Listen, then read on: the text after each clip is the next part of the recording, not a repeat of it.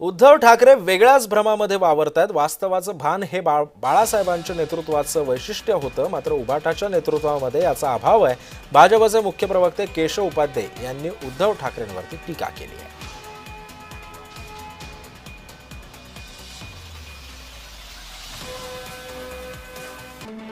आपण पाहतोय की केशव उपाध्ये काय म्हणालेले आहे। शिवसेनेमुळे भाजप वाढली हा उद्धव ठाकरेंचा एक भ्रम आहे।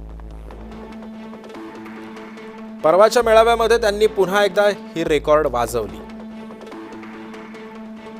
कोणीही युती आघाडी होण्यासाठी मुळात 2 किंवा अधिक पक्षांची गरज असते।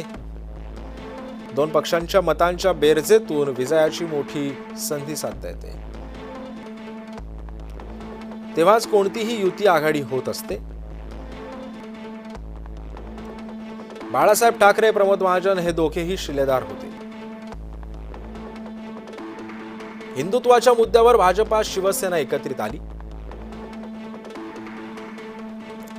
तेव्हा युतीमध्ये कुरबुरी होत्या।